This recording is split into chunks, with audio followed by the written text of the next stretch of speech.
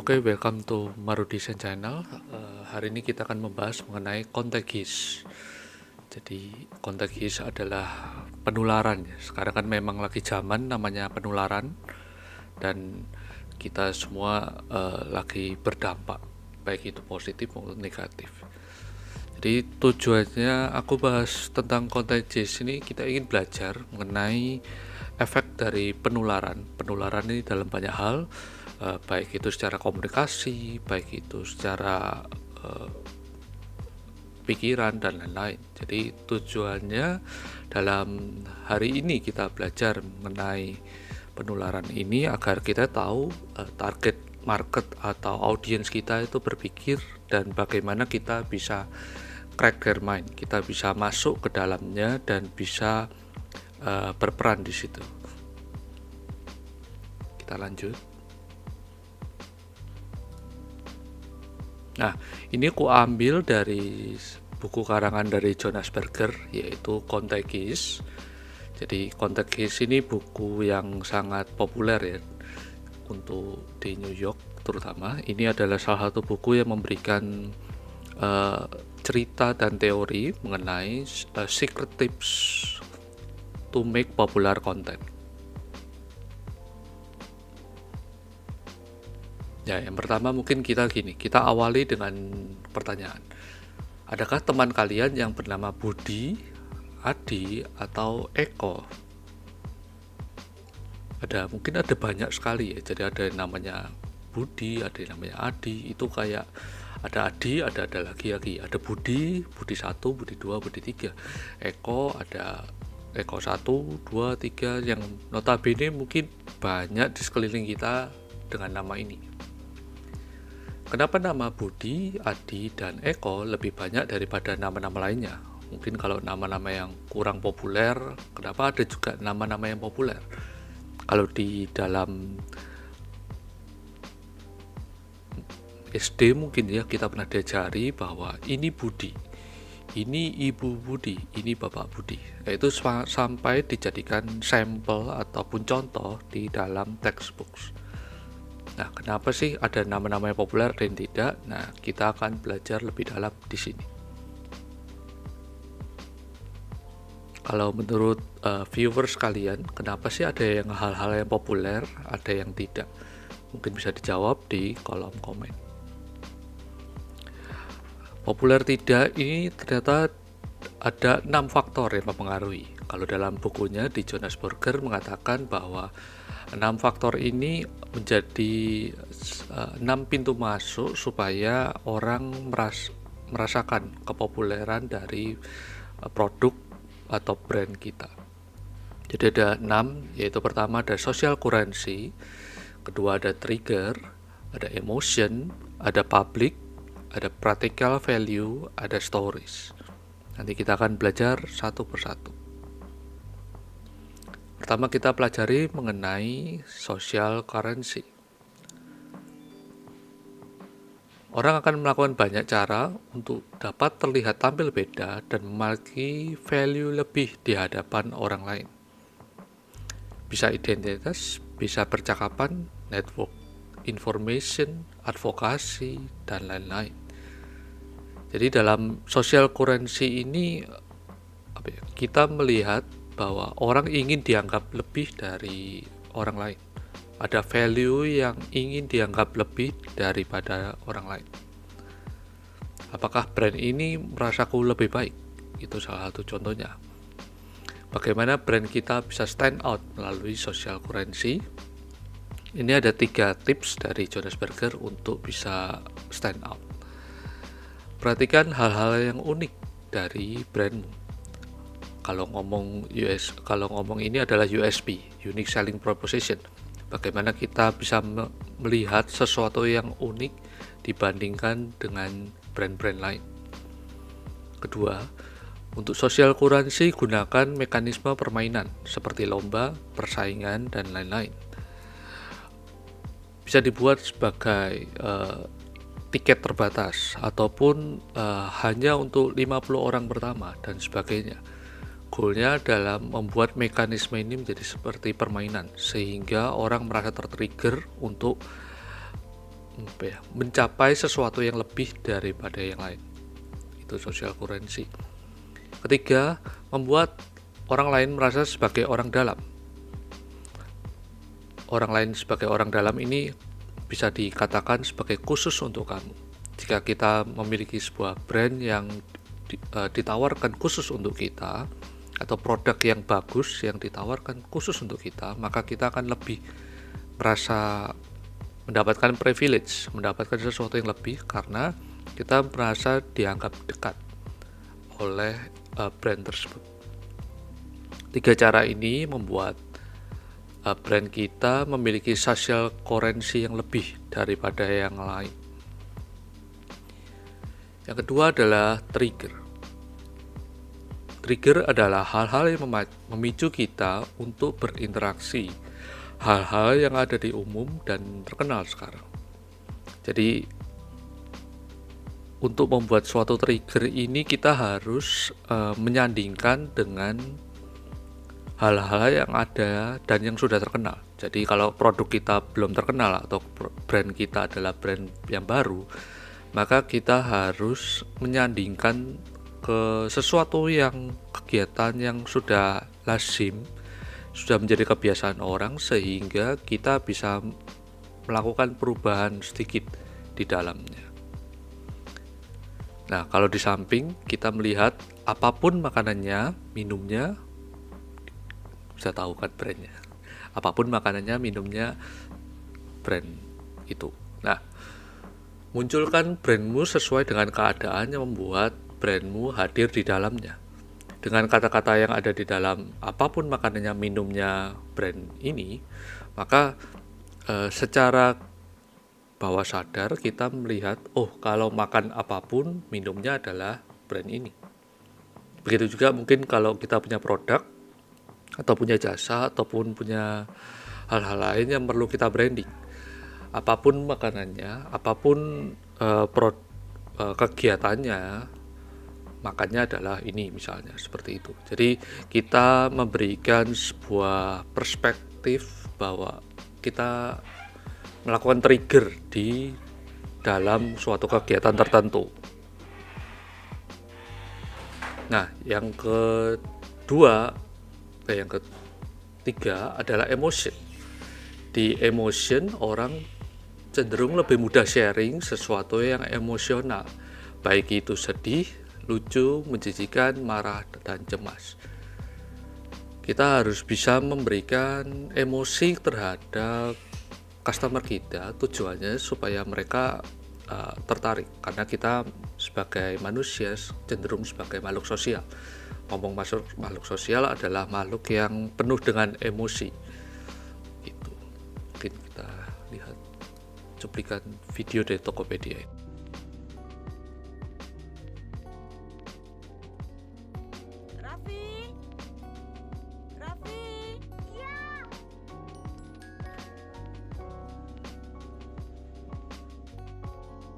Ibu udah pernah makan udang belum? Belum pernah.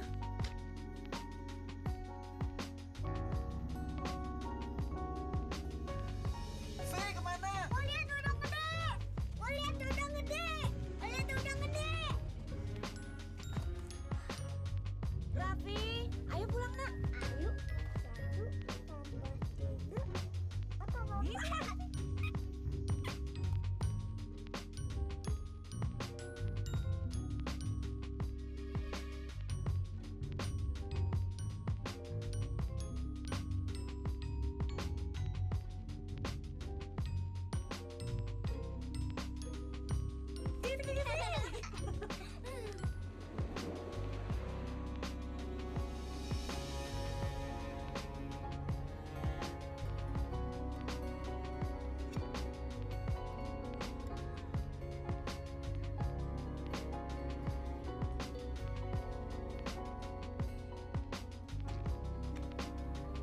Gimana, enak? Enak? Udah kenyang? Udah? Kamu sekarang cuci tangan ya. Ya.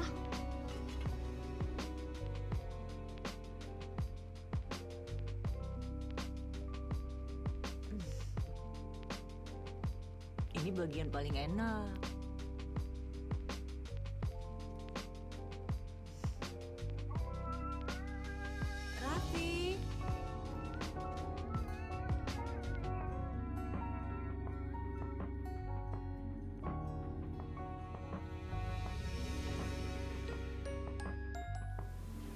Ya, itu adalah suara dari brand iklan Tok, berikan sentuhan emosi di dalamnya. Emosi sedih, emosi senang, dan itu membuat penonton yang melihat itu melihat emotion di dalamnya. Sehingga orang berempati dan mungkin akan doing something with that. Next, selanjutnya adalah public opinion matters. Kalau kita bisa sampai membentuk persepsi sosial, misal orang dicap mampu jika memiliki mobil atau rumah, itu adalah konstruksi sosial. Di mana kita ngomong konstruksi sosial adalah tatanan yang mungkin sudah ditanamkan dalam waktu yang mungkin lama. Apa yang orang lain pikirkan ketika melihat produk brand X? Dalam hal ini kita lihat ada Apple di sini. Kenapa kok Apple bentuknya secara dia menampilkan sebuah logo itu kalau kita tutup itu terbalik. Jadi sudut pandangnya logo Apple-nya adalah menghadap keluar, bukan menghadap ke kita sebagai user. Karena dia tahu bahwa produk ini adalah sebagai persepsi sosial, dimana kalau kita membuat persepsi sosial, jadi kita harus menunjukkan produk ini ke orang lain. Makanya kenapa kok produk Apple, jika kita lihat di baliknya, logo Apple-nya bukan logo yang ke dalam, tapi yang keluar. Jadi orang kalau kita buka laptopnya akan kelihatan bahwa itu adalah logo Apple. Gitu. Jadi public opinion matters. Jadi kita membuat sebuah brand itu adalah public opinion yang berbicara. Seperti itu. Kemudian selanjutnya ada practical value, di mana kita sebagai brand harus memberikan value yang benar membantu orang lain dan menyenangkan mereka.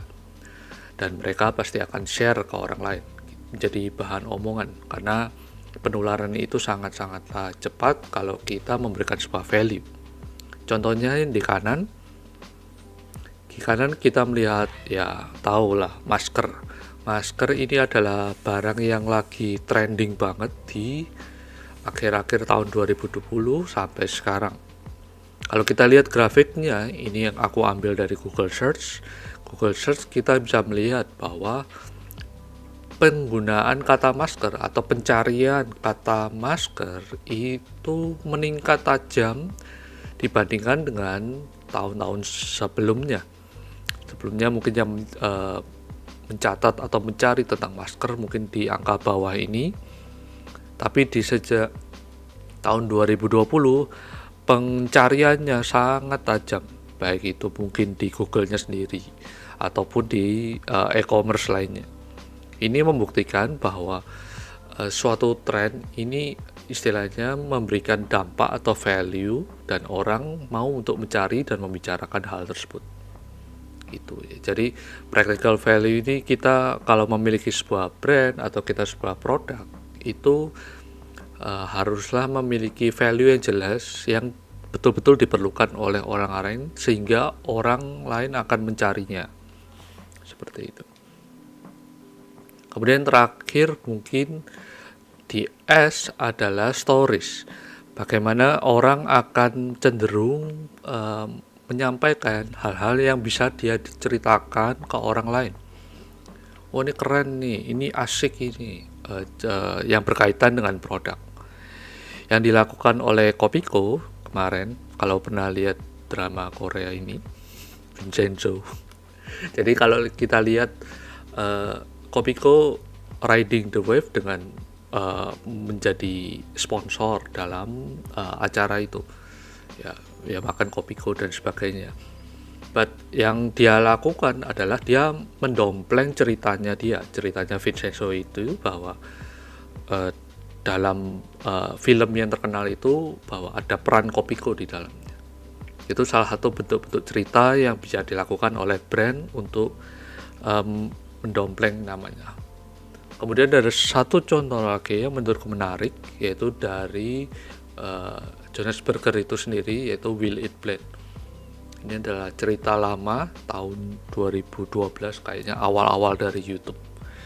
Jadi saat Amerika pertama kali keluar YouTube, yang dilakukan. Will it blend? That is the question.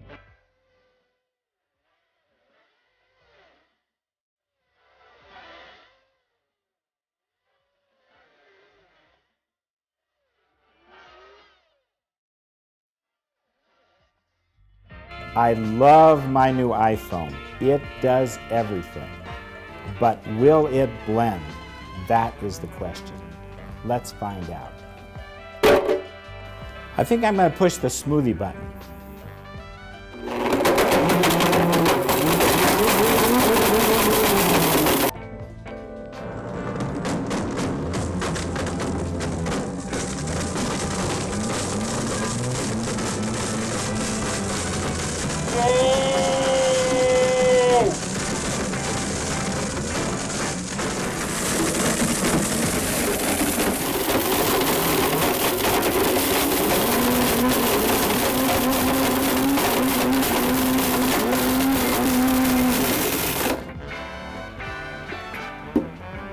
I smoke.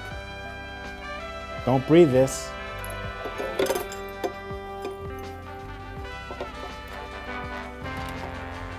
Now, you fans on YouTube have asked me to blend an iPhone, so I did it. But I have another.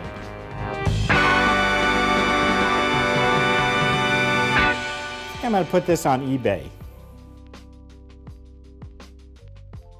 Ya, menurutku ini sangat menarik ya di tahun 2012 pada saat itu, di mana advertising selalu ngomong atau kita selalu menyampaikan pesan, belilah blender terbaik, belilah blender yang bisa bla bla bla, ini, bisa itu dan sebagainya. Tapi di Will It Blend, dia justru bereksperimen dengan video, di mana dia ingin mengatakan kalau blenderku ini kuat dan bisa memblender apapun. Ya aku blender aja iPhone. Pada saat itu memang iPhone lagi baru-barunya tahun 2012-2013, sehingga dia riding the wave juga, karena iPhone pada saat itu memang salah satu produk yang populer dan lagi naik daun pertama kali iPhone keluar. Video ini ditonton lebih dari 20 juta orang sejak tahun 2012 itu. Kemudian dengan adanya video ini yang lucu dan mungkin beda pendekatannya dengan brand-brand lain, sehingga dia menjadi bahan pembicaraan orang-orang. Itu loh, kamu tahu blender yang bisa menggiling iPhone dan sebagainya. Hal yang menjadi pembicaraan ini yang membuat orang tertrigger untuk menceritakan hal itu ke teman-teman lainnya, karena ada sesuatu yang menarik, ada cerita yang menarik di dalamnya.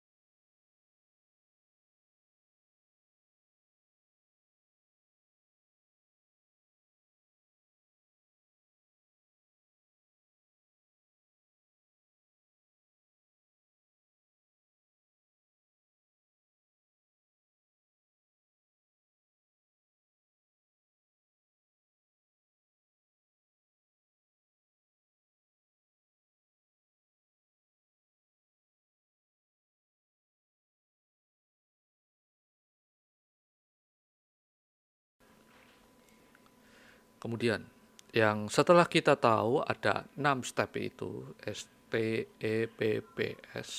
Nah, bagaimana sih kita bisa mencocokkan brand dengan target market yang kita punya? Pertanyaannya kan setelah kita tahu teorinya bahwa brand dan target market itu adalah harus kita blend jadi satu, bagaimana sih kita bisa mencocokkannya? Tentu saja yang pertama adalah kita harus melakukan namanya market research. Dimana kalau ngomong market research, kita harus tahu siapa sih audiens kita dan bagaimana behavior mereka. Jika kita tidak tahu ini, maka kita mustahil untuk bisa melakukan sebuah campaign atau sebuah brand, membentuk sebuah brand yang selalu dibicarakan orang. Pernah tahu ini? Where's Wall-E? Jadi ini adalah salah satu kartun yang tahun 90, anak-anak tahun 90-an pasti tahu. Jadi di dalam buku gambar ini biasanya kita sebagai orang suruh mencari di mana sih Wall-E ini. Jadi kita ada disuguhkan gambar yang begitu banyak, kita suruh mencari mana sih Wall-E ini. Teman-teman ada yang bisa menebak? Yang bisa menebak silakan di searching, semoga kelihatannya di sini. Oke. Nah, apa hubungannya target market dengan Wall-E ini? Dalam kita menentukan sebuah target market, kita harus fokus, kita harus to the point. Yang kemarin kita ngomong ke brand juga harus fokus terhadap apa yang dia punya. Di target market sama, kita harus fokus ke segmen mana yang mau kita sasar terlebih dahulu. Kebanyakan kalau kita ngomong adalah, oh aku mau target marketnya adalah semua orang harus tahu tentang brand saya dan sebagainya. Hal itu tidak salah, cuman lebih baik jika kita memfokuskan dulu ke satu titik. Sebab jika kita fokus, maka kita akan bisa menggali banyak insight dari dia dan kita bisa berkomunikasi lebih daripada kita ngomong ke semua orang. Kayak ini, kita ngomong ke audiens yang mungkin tidak tahu konteksnya tentang branding dengan orang yang tahu konteksnya tentang branding akan lebih berbeda. Cara pendekatannya, cara kita berbicara, cara kita memberikan pengertian, itu pasti berbeda. Hal ini harus kita pelajarin supaya kita bisa memberikan, brand kita bisa memberikan pesan yang sesuai dengan target market kita.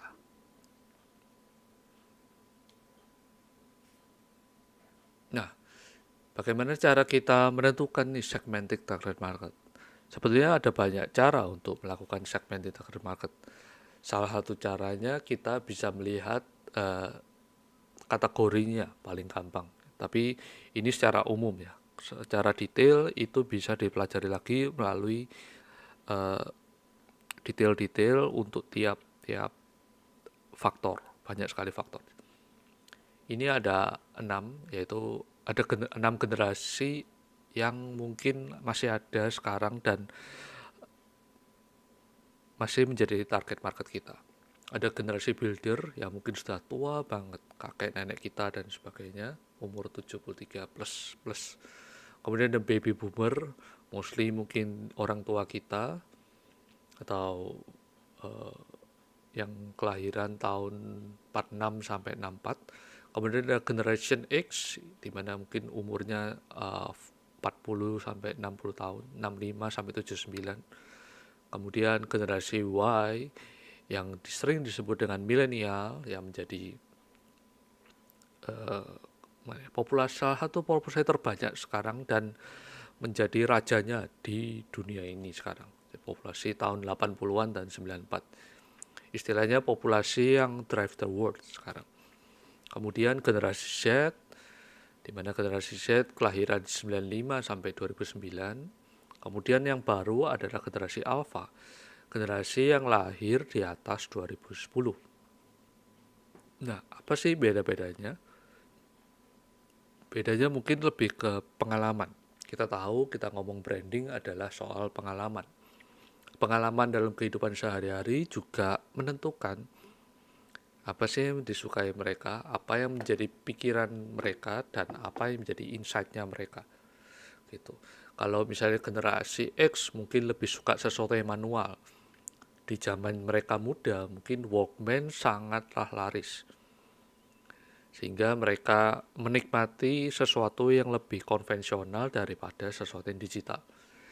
Sebaliknya generasi Y atau generasi milenial itu hidup di zaman peralihan, di mana kita sempat menikmati sesuatu yang konvensional, yang manual, tapi kita hidup di era yang betul-betul digital sekarang. Dan itu menjadi mixed generation yang sangat-sangat kompleks ya di sini. Kalau generasi Z itu biasanya dia sudah lahir di zaman internet sudah ada. Tahun 95 internet tahun 97 98. Jadi di abad ini dia sudah lebih banyak terpapar oleh hal-hal digital. Sehingga kebiasaan-kebiasaannya itu akan fokus ke sesuatu yang namanya digital dibandingkan dengan konvensional. Kemudian kalau generasi Alpha tahun 2010 ke atas, dia sudah dari bayi mungkin sudah tahu tentang iPad, sudah tahu tentang smartphone dan sebagainya, sehingga mereka lebih mudah untuk belajar dan mempelajarinya lebih jauh. Nah, ini basic ya, tapi ini menentukan apa yang dipikirkan oleh masing-masing dari target audience. Kalau kita ngomong ke generasi Y, itu seperti apa, Z dia lebih fokus kemana, kemudian Alpha dia fokus kemana. Karena masing-masing dari generasi ini memiliki keunggulannya sendiri-sendiri.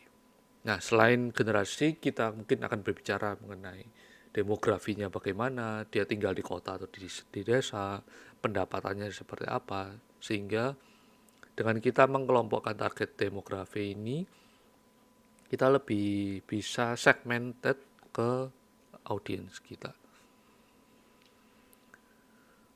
Nah, bagaimana sih kita bisa menentukan data-data yang diperlukan untuk membuat target market audience yang benar atau yang baik? Ada 10 cara. Ada FGD atau Focus Group Discussion, di mana kita melakukan diskusi terbuka terhadap target audience, calon target audience kita undang, kemudian kita berikan pertanyaan-pertanyaan yang mengundang diskusi. Goalnya adalah kita mendapatkan feedback, insight dari mereka. Kemudian yang kedua adalah survei. Survei ini bisa online, bisa offline, tergantung kebutuhan. Tapi kalau survei kita ngomong adalah bisa via Jakpad, bisa YouGov, bisa Google Form, bisa Survey Monkey mungkin, dan sebagainya. Survei ini kita mendapatkan data kuantitatif untuk kita bisa ambil rasionya supaya ini pie yang besar untuk kita bisa jadikan benchmark gitu. Kemudian salah satu tekniknya juga ada social media listening atau trending. Makanya kalau kita sebagai orang brand itu sering banget terpapar dengan namanya sosial media.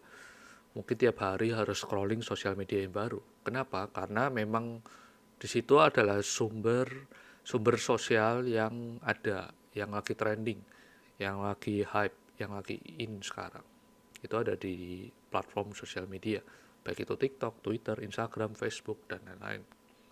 Kemudian one-on-one interview, di mana kita menginterview satu orang dengan yang lain. Goalnya adalah kita menggali insight-nya mereka. Biasanya ini ditujukan ke orang yang lebih expert, orang yang mungkin menjadi betul-betul target utama kita, ataupun para pakar dalam hal ini mungkin dosen dan sebagainya. Kemudian yang kelima ada eksperimen and field trial. Nah, eksperimen ini biasanya tujuannya adalah untuk memberikan experience. Jadi kalau brand kita lagi, aku mau coba-coba nih hal yang baru, buat aja sebuah eksperimen. dengan skala yang kecil dan terbatas, goalnya adalah kita bisa mendapatkan feedback data, siapa sih yang pakai misalnya, siapa sih yang nggak pakai, siapa yang suka, siapa yang nggak suka gitu, melalui metode eksperimen. Mungkin ini ada video YouTube yang mungkin bisa membuat kita keinget bagaimana sih eksperimen dilakukan.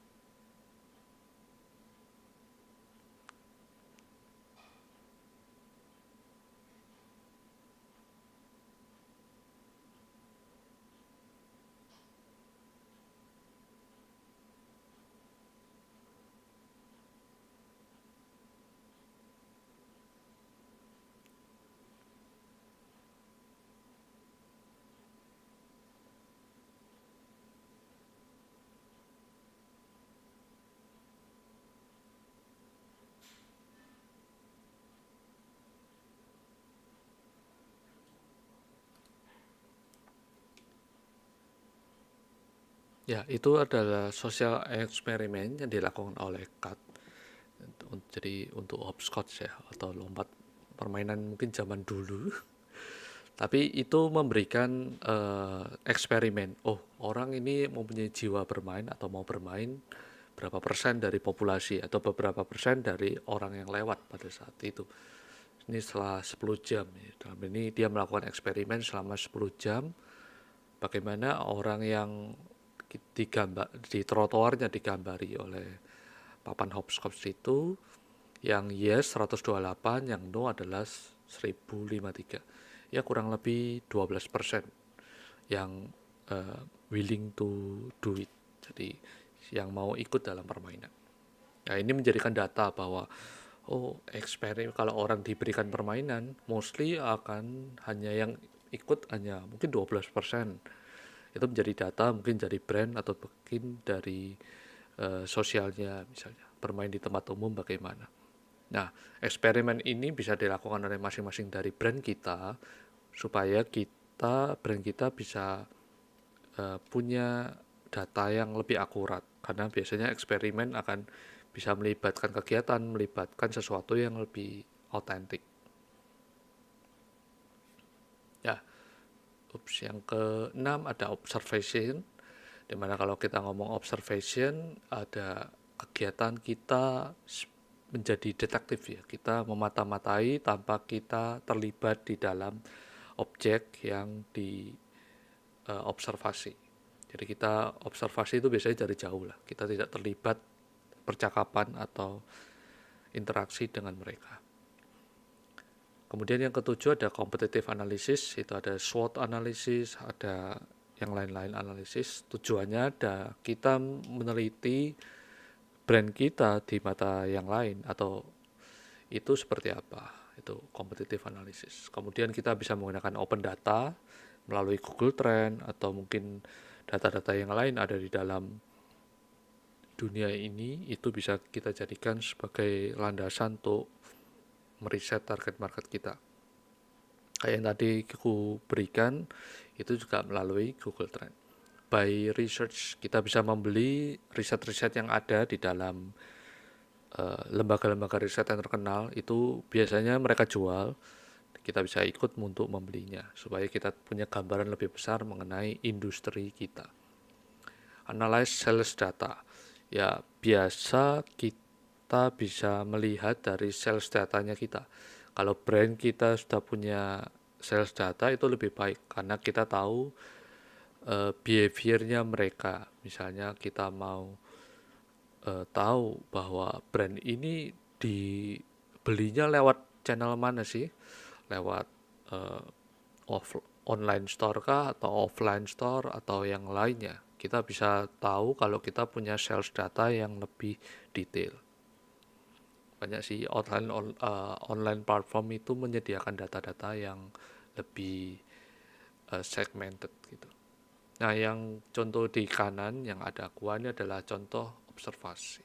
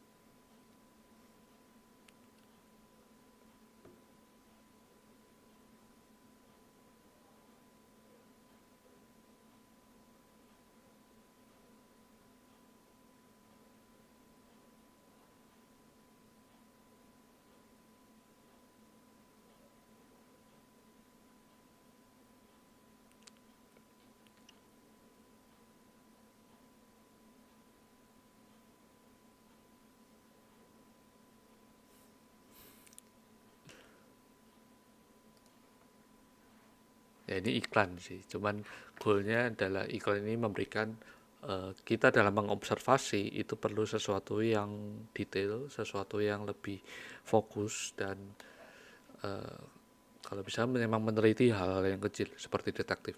Kita dalam melakukan observasi haruslah detail dengan hal-hal kecil seperti itu. Jadi itu adalah 10 step yang bisa kita buat untuk melakukan observasi ataupun riset terhadap target market kita. Yang kedua yang harus kita tahu untuk dapat tahu bagaimana kita bisa mengetahui target market kita yang mana yang bukan, itu harus tahu bahwa adanya customer pain point. Kita harus mengerti pain point-nya mereka. Pain point ini apa? Pain point adalah titik paling rendah ataupun paling nggak enak kalau mengkonsumsi barang tertentu atau mendapatkan sesuatu, entah itu brand ataupun produk. Tujuannya kita tahu pain point adalah brand kita bisa menjawab pain point itu. Goal utamanya adalah seperti itu. Semakin kita bisa menjawab kebutuhannya mereka, mereliefkan pain-nya mereka, maka brand kita cenderung akan lebih diperhatikan oleh dia, oleh target market kita. Dalam bagian ini ada dua diagram value proposition sama customer profile. Value proposition ini adalah diagram yang brand kita punya. Jadi apa yang brand kita bisa lakukan untuk merelieve pain-nya mereka. Yang kanan adalah brand atau data dari customer profile kita. Di situ ada pain, ada gain, ada customer jobs. Mari kita bahas satu persatu. Value proposition itu ada produk dan service. Jadi kita list nih produk-produk kita memiliki unik yang seperti apa. Apa sih yang menjadi keunggulan mungkin, yang menjadi kekuatan. Kita listkan semua di dalam produk dan service. Gain creator itu di mana produk kita memiliki nilai positif. Ini bagi tidak ke orang itu aja, tapi ke semua orang. Jadi apa sih yang positifnya dari produk atau service tersebut? Apa yang menjadi beda? Itu kita tuliskan di gain. Kemudian pain reliever itu adalah apa saja yang di dalam brand kita itu yang bisa meredakan rasa sakit dari audiens kita. Lalu kita cocokkan nih apa yang bisa gain yang brand kita bisa berikan sama value dari gain dari customer. Apakah itu sama? Apakah itu bisa dicocokkan? Kemudian juga kita lihat pain-nya dari customer dan pain reliever yang bisa kita berikan. Kita cocokkan. Mana nih yang kita bisa cocokkan? Seperti itu. Dari sisi customer juga adanya customer job atau customer profiling lah. Kalau customer profiling ini kita perlu customer job. Jadi kegiatan-kegiatan dari customer itu apa yang membuat dia happy atau gain, dan juga apa yang membuat mereka pain dalam mengkonsumsi produk ataupun dalam kehidupan sehari-hari. Kedua bagan ini akan kita matchkan satu sama yang lain. Goalnya adalah brand kita bisa menjawab pain-nya dia nggak. Dengan kita tahu brand kita sudah bisa menjawab pain-nya dia, maka kita cenderung akan lebih dilirik oleh customer-nya kita. Seperti itu. Itu cara kedua, know your customer pain point. Ketiga, bagaimana sih setelah itu? Setelah kita tahu adanya riset konsumen, kita tahu pain point-nya customer, ya kita harus bisa membuat create brand that answer the customer pain point. Yang terakhir kita ngomong bahwa produk itu adalah hasil kulminasi dari ya customer point dengan apa yang kita punya. Sehingga dalam membuat brand itu harus diperhatikan juga bahwa brand kita bangun itu harus bisa menjawab pain point dari customer. Nah, ini ada sebuah video, mungkin teman-teman juga pernah lihat juga, sering mungkin, dan yang mungkin barangnya banyak kita pakai juga.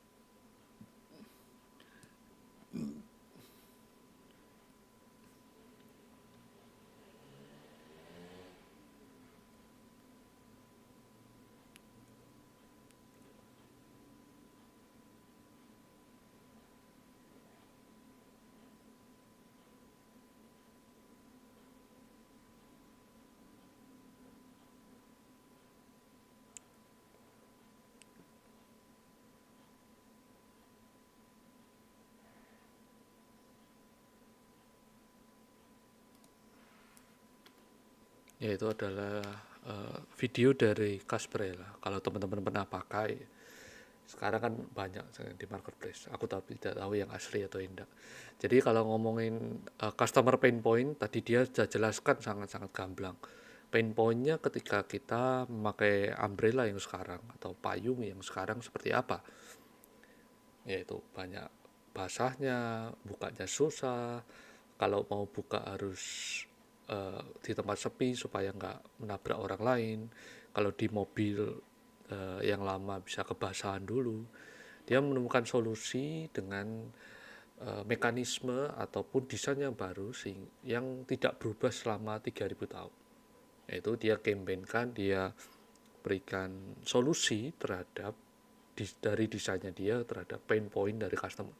Dia menunjukkan pain point itu di sisi-sisi customernya, sehingga produk itu cukup fenomenal dan bisa laris sampai sekarang. Jadi kebetulan banyak sekali yang pakai sekarang untuk produk-produk ini karena memiliki desain lebih praktis, kemudian desain yang lebih menjawab kebutuhan customer, dan tentu orang tidak lagi basah jika memakai payung.